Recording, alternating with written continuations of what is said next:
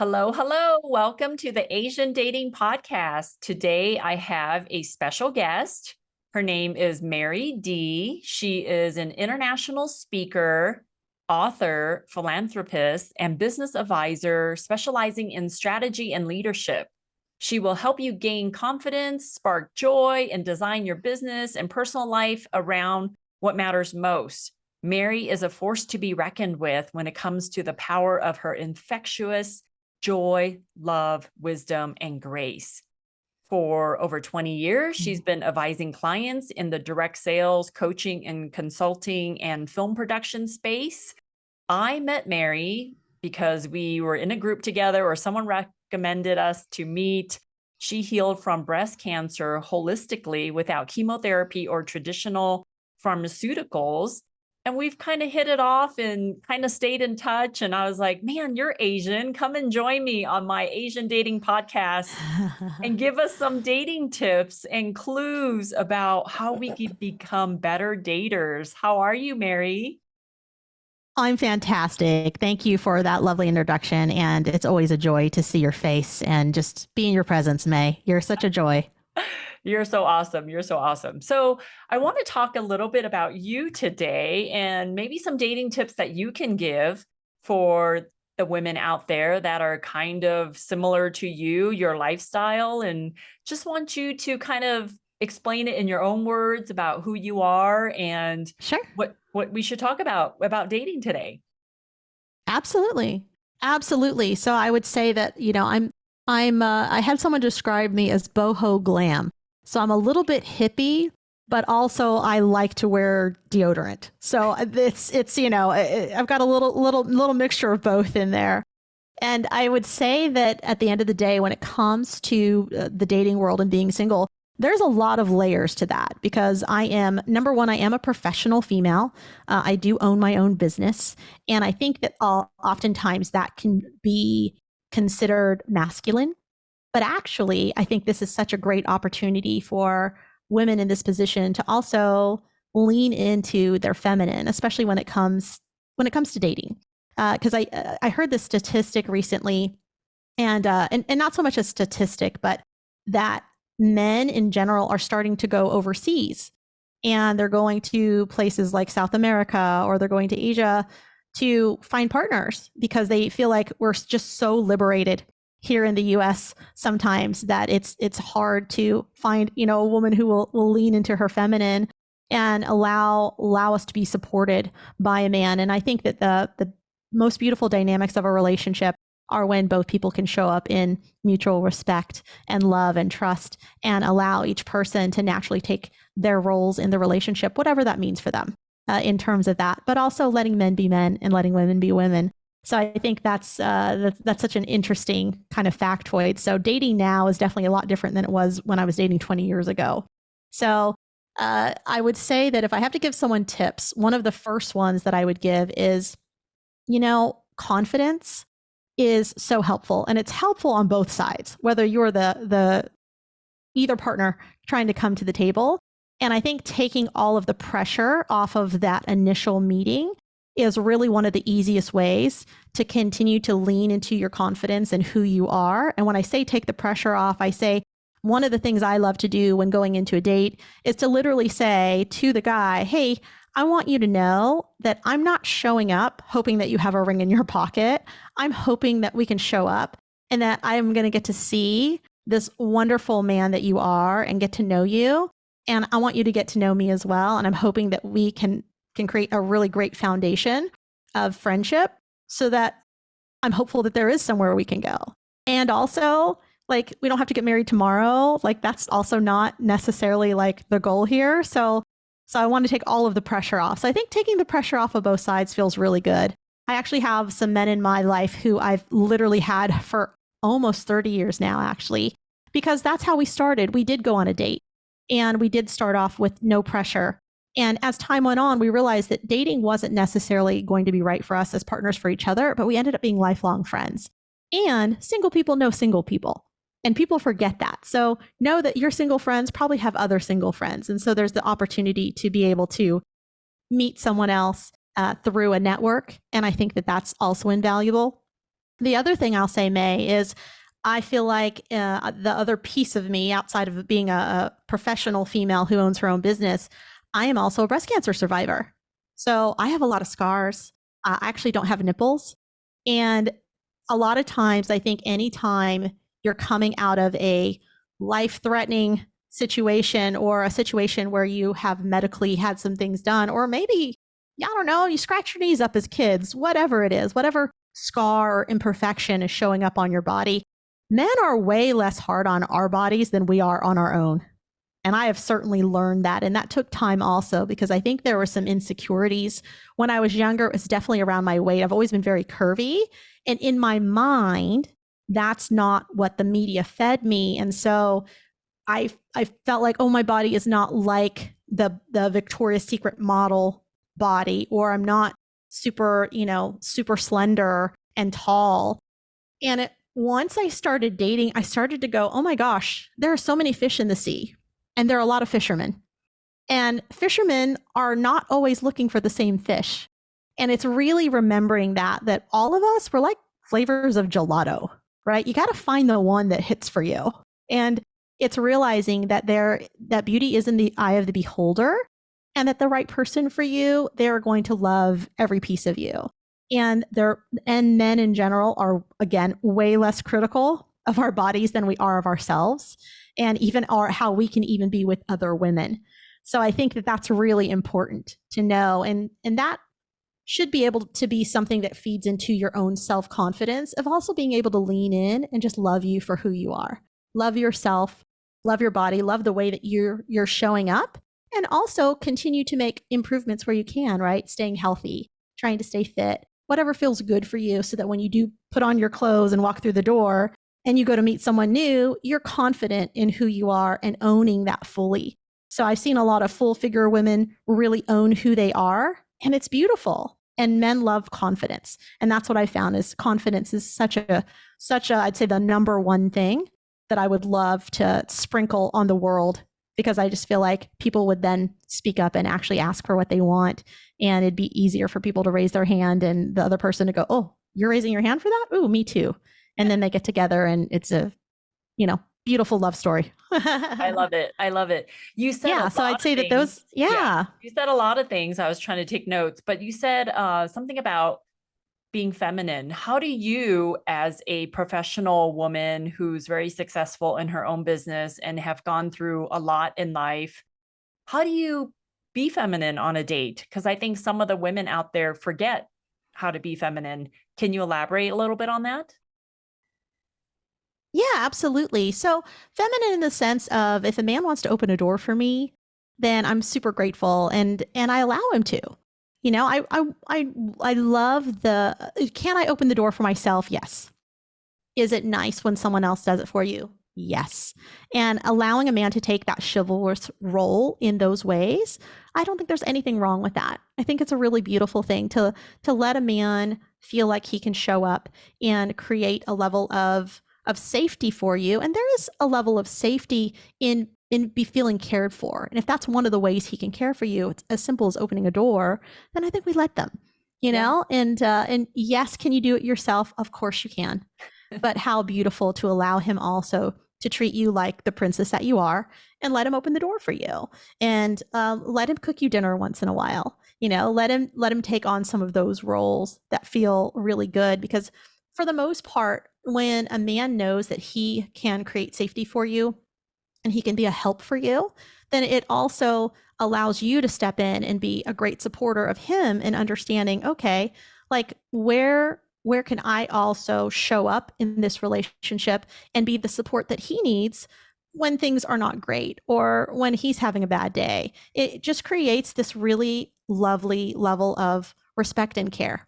So I think that's one of the ways. I'd say another way to be feminine is to soften, right? So I think one of the things that I have to really be careful of is I'm so busy consulting and coaching that sometimes it's easy to continue to fall into that. Like when I recognize that something is going out, rather than having the hard line of calling it out right there, it's, how can sometimes I just be the support system that he needs to listen versus give advice? And I think that's the other piece of it too. It's easy. I think parents are really great at it. Every time something's going on with their kid, they're like, "Oh, let me show you how to fix that." And sometimes the kid isn't even in the mode of, "I want to fix this." They just want to be heard. And it's remembering that doesn't really change. Like, even as adults, we all still want to be seen and heard. So how do we strike the balance of knowing when our partner wants to be seen and heard versus when they actually are saying, "Hey, do you have a solution for this? Can you help me with this? Do you have the answer?" Because I think those are also two different things. So do you think in life we just go around not giving unsolicited advice or help or opinion and just wait for someone to ask for it? Because I feel like if you're in that leadership role at work, you tend to take that into your personal life, right? Because you're pretty bossy at Mm-hmm. work because you need to be. You need to be straightforward. You need to get things done. Right. So when you go home, maybe it's you turn that mode off and switch gears a little bit. Is that what you're saying? Yeah, that can definitely happen too, for sure. For sure it can. I think at the end of the day, it's just figuring out when the other person is talking and they have a problem that needs to be solved. It's asking for permission. It's, "Hey, while you're telling me this, is it helpful for you if I'm just here to listen to you and hear you and hold space for you? Or do you actually want me to give you some solutions and maybe some advice around this?"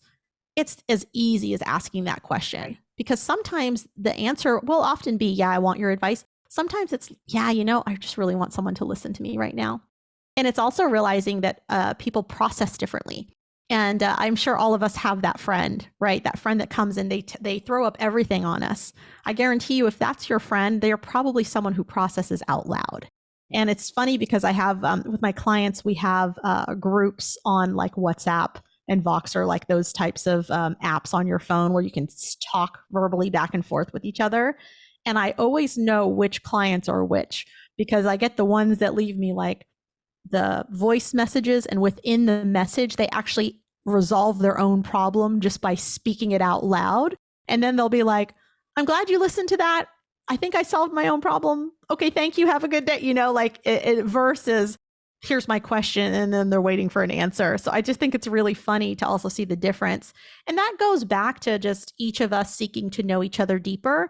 Like the simple things. Do you know their love language? Right? Do you know the other person's love language? And if you don't, then ask, because it's this beautiful way to talk to each other is when we know each other's love language. So that also goes into, I'd say, knowing the other person, creating that mutual respect and safety is when we can speak to each other in our love languages, then we have a deeper understanding of how a person operates. If someone I know loves hugs and that's how they're a physical touch, then it's easier when they're having a bad day, or just in not even a bad day, but just in existence. When I see them, I'm going to know that a hug is the way to go. If a friend of mine loves to give gifts and receive gifts as their love language, then you better believe when I'm showing up to their house, I brought a bottle of wine or flowers or something that's a gift that feels good, that speaks to them in their language. And it's pretty easy to find your love language just by going online and taking that quick quiz. I know there's a lot of conversations about what is your love language? And people ask that all the time or bring it up in conversation. So, listeners, if you don't know what your love language is, you can always Google it online, take that quick quiz, and you can participate in the next conversation people have about their love languages. But you brought up something earlier, Mary, about showing up on a date. Don't pretend, or it's not the fact that he has a ring in his pocket going to propose to you on the first date. It's like all that pressure that we put on a first date. We just go through in our mind a checklist of, is this guy going to be a great husband? Is he going to be a great dad to my future kids that I don't even have yet? Is he going to be a good provider? Is he going to be all these things on the first date? And it's like, whoa, just go on a date and get to know him and see if you even enjoy being in his company for 60 minutes, 90 minutes, and then take it from there. But I think you're right, Mary. I feel like a lot of women, maybe and men, go out on dates and they're like, I can't see myself marrying this person. It's like, I can't see myself marrying my husband on our first date. Like, what the heck? Why are people being so judgmental and put all this pressure on them? Why do you think that is? I think the reason we put so much pressure on people when we first meet them, especially in a dating situation, is because of expectations and sometimes timing, right? So if I'm ready to have babies, and a matter of fact, if I think I'm past due, then I have this urgency energy about me that's also going to show up with me. And that's nerve wracking, especially for the other person, because you're not leaving any room to actually get to know that person and understand who you could be building a future with. I think we are such an instant gratification society, and that's unfortunate because it also rolls over into dating. We have this expectation that we're going to speed things up. And instead of doing that through intimate conversations and intimate questions and actually getting to know a person, we expect them to show up having so that we can go through the mental checklist and go, oh, they're great. They've passed. Now let's keep it going versus leaving some areas open. Like I would say that on that first date, also people are usually a little nervous, right? So it's almost like going to a restaurant and you try their lasagna. You're like, that wasn't a hit. I would go back and try it again because maybe it'll be different on a different day, or maybe it's the service, right? It's like try it on a different day and it might be a little bit different. So we want to give people some margin for error, margin for just being human and being a little nervous. You're a beautiful human and they're showing up to want to make a good impression, and that might be really nervous for them. What if they're a little more introverted versus extroverted, right? Because there's things that sometimes you have to get beneath the layers of the surface to really know someone, and you want to give that a great shot. There's a guy that I dated, and it was probably if I had based our relationship on our first date, he would have never made it. Like everything in my mind was like, no, he's not right. He's too skinny. He's do this. He's do that. But there's just something about him. And I was like, but you know what? He seems like he's just a good human. And I'm going to go out with him a couple more times. And I couldn't tell you exactly what the thing was, but by getting to know him by the third date we went on, there was something about that third date that just clicked for me. And I went, oh my gosh, this is he's a family man. He was raised right. He's got a great work ethic. And those are things that I would not have gathered, or things that didn't fully register for me on our first date. He needed to warm up a little bit. And once he did, he ended up being fantastic. And I think we lose those opportunities when we expect someone to be perfect the first time around. And also, if they're too perfect the first time around, we can also get into dreamy mode where we think for sure they're it. And we forget that there might be, some not so pretty things that show up too. And it's how can we show up and really see someone and figure out if there's real alignment? Because I think at the end of the day, that's what's important. Can you get aligned on the things that are really, really important to you and those foundational things? And if you have a foundation of alignment, man, there isn't much that you can't adjust after that.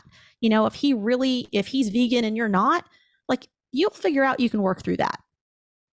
Yeah, I agree, because my husband is a total meat eater, right? He eats meat, he eats sugar, he eats salt, he eats kind of all the stuff that I don't eat now, because I'm whole food plant-based, very strict diet, no sugar, minimal salt. I can't have a lot of stuff right now, but we make it work. Yeah. It works. I don't even put my eating restrictions or dietary restrictions even on my friends.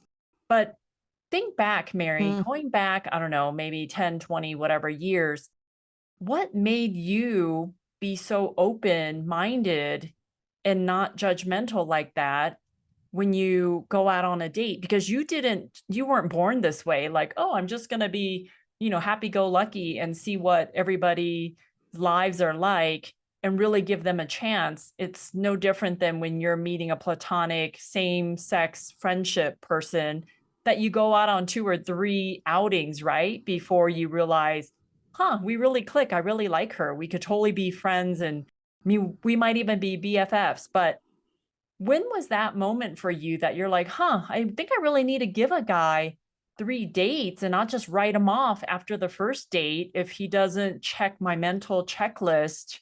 Like, when was that for you that realized, huh, maybe I should give people a chance? Absolutely. Such a good question. So I remember, so before my early 20s, so before I was, say, 23, most of the men I dated were like guys I went to school with, guys that I might have worked with. I had long relationships. So I was only used to these like solid, long relationships in like 3 or 4 year patterns. So by the time I'm in my very early 20s and I start dating again and I start dating for real, like start really dating as an adult, and even now, dating as an adult woman, knowing more about myself and leaning into the love is definitely one piece of it, because the first thing I say to myself from a level of confidence and from a place of confidence is I know who I am, and I know that I'm special. I know that I am valuable, and that I'm an amazing partner to whoever shows up in partnership with me that's aligned. And I know that. So knowing that, I'm going to just show up as me, because I don't want this person to know some other version of me that is not going to exist the other 99% of the time when I'm not on this first date. So how can I always show up authentically? And I think that was the first realization. But back specifically to your question, I don't know that I can pinpoint a moment other than going back to the gelato example that I gave you. When most of us walk into an ice cream shop, we take a few samples, right? Because something looks good, but then we taste it and we go, no, not so much. Or we taste it and we're like, oh yeah, this is amazing. This is better than I thought it would be. And this isn't any different in dating. We got to give a person an opportunity to shine. We've got to give a person the opportunity to get comfortable enough with us, and for them to also trust and know and like us as well, to feel good. Like, okay, yeah, now I can talk about some of these things. Now I can be a little more transparent. And the more transparent both people can show up as, then the faster you can actually get to that information. But I find that when I am dating, especially when a man shows up and he can just be very honest about where he's at, where he's been, then I just go, oh, this is really refreshing, because now we can talk about these things. And I don't hold the past against them. So for example, like when someone says, oh, I had a cheating problem. It's like, okay, well, tell me what you've done to fix that, and tell me why you think it's going to be different, this time around. Give them an opportunity to talk about those things, because we all do things that are very human and aren't perfect. And, but I would say this: if cheating is a very, very big no for you on your list, you're like, no, he can have never cheated because I have never cheated, and you feel very aligned with that, then that's okay too. But you've got to get in there and figure out, what are your biggest values, and are they going to be aligned with those values? And those are the easiest ones, I think, because those become your North Star. But if they're checking your values list, then I would say that that's really the most important list to start with. And then from there, you can go to, is he taller than me? Is he going to make me pretty babies? Does he have a good credit report? Which that is so important. Just kidding. Going back to Yes. your first comment was confidence. What if somebody is not confident out there in the dating world, or not confident in who they are, in their bodies, in their lives, and they don't feel confident around their friends, their peers, their coworkers? Like, how do you, Mary, gain confidence? What advice would you tell a 20, 30 something, 40 something year old woman who doesn't act confident, doesn't display confidence in their day-to-day lives? How would they get to the next level on the confidence ladder? And what advice would you give them to get there? This is such a rich question, and I really love it, because I feel like this applies across the board, because it's what I see so often. What I will say is that you can feel confident and lack confidence all at the same time. It's not one of those things where just because we say I am confident, it means that we're confident in every area of our life, right? The duality can exist where there's some things we just don't feel confident about and other things that we do. If you said to me right now, Mary, go run a marathon, I'm fairly confident that I'm not going to be able to run that marathon. So I'm going to lack confidence around being able to actually finish that marathon because I don't run like that. It's not my jam. So it's really getting in touch with knowing yourself and figuring out how can you recognize yourself for the things that you know you are good for. And the way you recognize yourself for things that you know you're good for is you look at your history, right? You might look at your friendships. You might look at your family. You might look around at your house and go, I am great at keeping a clean space. And that's something to be proud of because that's not easy for everyone, right? And there's so many little things that we can take for granted that we actually do really well that other people wish they did well. There's people who are super disciplined. They get up at 5 a.m. and they're up with the sun and they have this, they do run 5 miles. And I just go, wow, that is a level of discipline that's incredible. And it's admirable, but it doesn't mean that it's necessarily what's right for you or perfect for you. You could admire confidence in somebody else, but confidence at the end of the day is like a muscle. It is 100% like a muscle, and you have to use it. You have to exercise it. So it's like people who say, oh, I'm scared of getting on stage or I'm scared of speaking in groups. Go to a Toastmasters and take that class for a year. I guarantee you, by getting into that discomfort of just doing it, resolving to do it, I'm so uncomfortable in front of people. Okay, so how do you resolve that? You go to a safe space like a Toastmasters and you stand up in front of that room every single week until you get to the point where you go, I didn't die.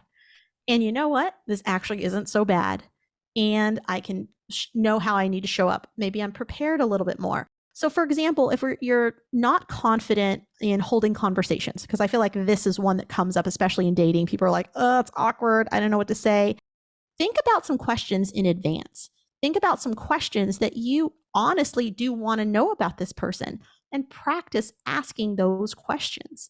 And the only way you're going to do that is by continuing to go on your dates and ask questions and get used to seeing what it feels like to just say certain things and to ask questions and have enough of them so that you can create conversation with the other person.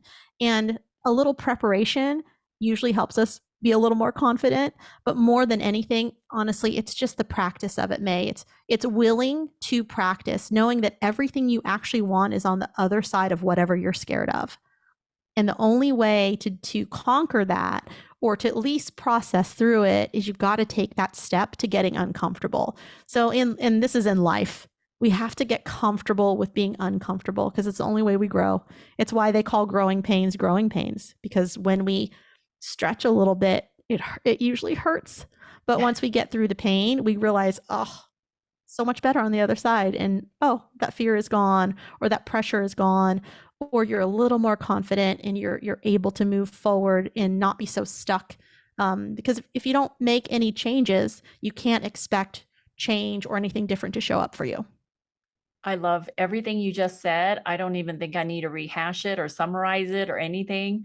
So think about your life, Mary. What was one thing that you decided to do recently that you knew would make you feel uncomfortable initially, but then you got over it? Like, what is something that you can think of maybe that you've done different kind of training or took up a different hobby or new hobby or a hobby you knew you wouldn't be good at or an adventure that you did that would get you out of your comfort zone? Like, what was something that you personally did recently that might be in line with kind of what you said and get them to get on the other side, get you to be on the other side? Yeah, love that.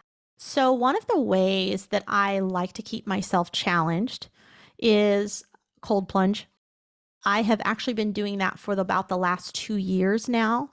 And doing a cold plunge, which is literally taking your body and putting it all the way in. And when I say all the way in, I mean my head too. I literally dunk down into the water and stay there for at least 3 minutes in freezing cold water. Usually it's 40-ish degrees, so right around there. That is a daily practice of being uncomfortable. And so, and now I say daily, I don't actually do it daily. I do it about every other day or at least 2-3 times a week. And so getting to that level of discomfort, it helps you practice that muscle in a very big way. Because I don't know anyone that loves to get dunked in cold water. And if that sounds like a very big step for you, try a little step, which would be the next time you get in the shower, move it all the way to cold and pop up the little thing that makes the shower come on, and then just turn the water full on and let that very first cold blast just hit you. And see how long you can handle it. But even that first blast, even if you just take the first blast and then change it, that is uncomfortable. It's knowing what discomfort feels like, breathing into it, and then reminding yourself, like, you didn't die, and okay, it's over, right? It's this little way to create a relationship with some discomfort. And that's such a small way, but it's a really easy first baby step to get to those kinds of practices. The other way has actually been in dating. I'm actually in my second season of dating after having been in a very long marriage. And it's been really interesting because dating this time around is definitely a little bit different, but it's also, I can decide how I'm going to show up.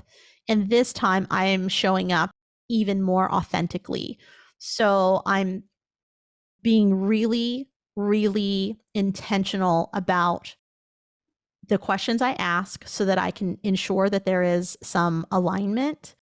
And I am giving it a lot of space to also introduce to me some things that I might not have seen or been open to in the past, just to try it out. Like it's almost like going to a restaurant and trying out a new dish. I'm willing to try some new dishes and see how they taste and how they feel for me.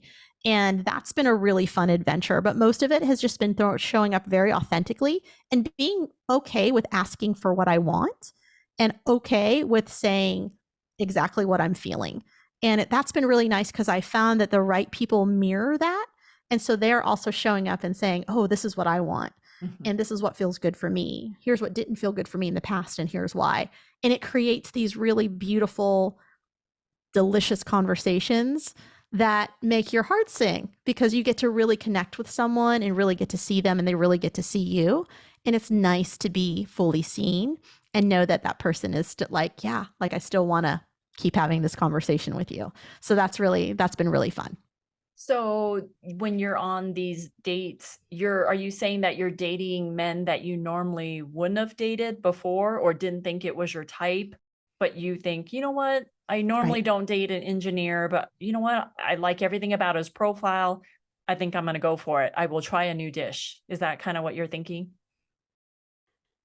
Yeah, it is. And I will say that it's funny that you'd say engineer because that actually has been what's been showing up. And I have to say, the engineers out there, a lot of you, I think, are personality-wise a little introverted. Like you definitely need, we have to unwrap your package a little bit here. We have to kind of undo the bow so we can actually see what you look like. But they are some of the most kind, logical, sensible men that I found, and they do have this layer of adventure that they want to explore, but they want someone to help them explore it. They need some encouragement. And like that's been a really fun discovery. I found that to be kind of a, if I had to give you some things that are similar, if I had to give you a little bit of a stereotype, I would say that that's what it is. And it's been lovely. They've been nothing but lovely humans, and it's been a lot of fun to just explore something different. I'm so used to being with entrepreneurs, and I love entrepreneurs because we are very much cut from the same cloth. And at the same time, I'm finding that expanding my horizons has also been really fun, and it allows me to get some insights into other, industries and just the way people work and the way the outside world works that's not my world. So it's been a lot of fun and it's been exploratory, and I really recommend it. I think it's important for us to get some variety because it gives us perspective. Yeah, I love that. Getting variety in dating, getting variety at a gelato store, trying different dishes. I mean, I feel like that's why we're here, right? Like that's why life is so great is because we have all these Mm, different options. Like think about it. We are in yeah.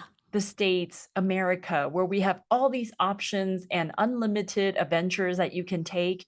Why not take advantage of it now and just explore and get to know somebody, especially when you're newly single or single?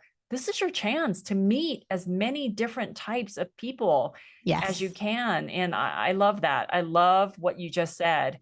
But going back to the dunking of the cold water, like what made you do that? What is it, a health benefit? Is it to, I mean, what is it for? What's the main benefit? Why you do that?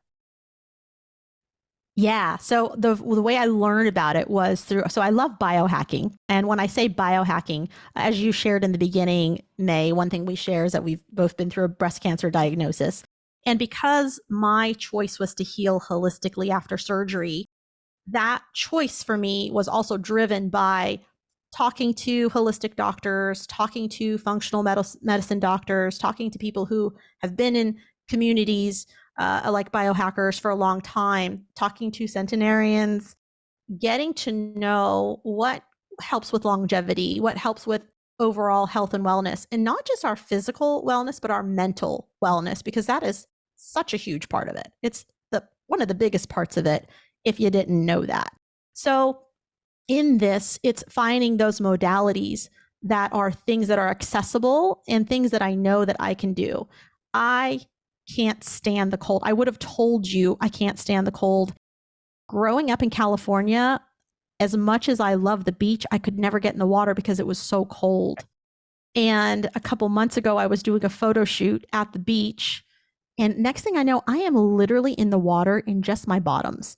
And it was no problem. And I realized it's because I've been getting uncomfortable in this 40-degree water that when I get into 50-degree water, it's nothing. It's 10 degrees higher than what I'm used to running around in for 3 to 5 minutes. So that's where I went, oh, it's so interesting where we know we can take our baseline and we can raise it. And it's beautiful to see that progress and to know that there's other things that are great. It really helps you. There's, I don't want to get too sciencey, but there's yellow fat and there's brown fat.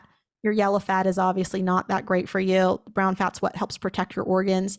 It that cold exposure helps you have more of the right fat in your body.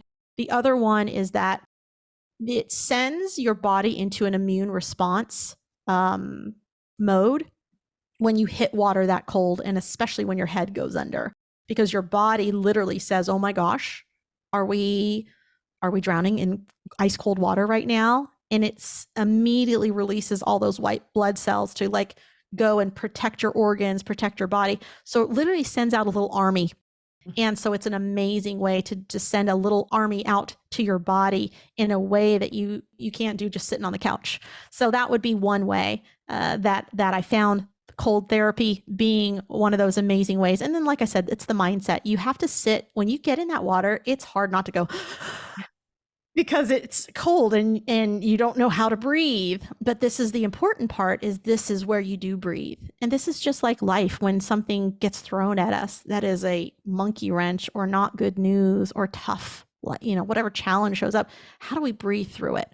Because sometimes that's all we can do, is we can just stop, take a few deep breaths, and just regulate our nervous system again. So it's been a really great tool also for nervous system regulation. There are a ton of benefits to doing it, but I found it through biohacking and just trying to create a stronger body and continue on my health journey of staying super healthy, cancer free, and living the best, longest life that I can.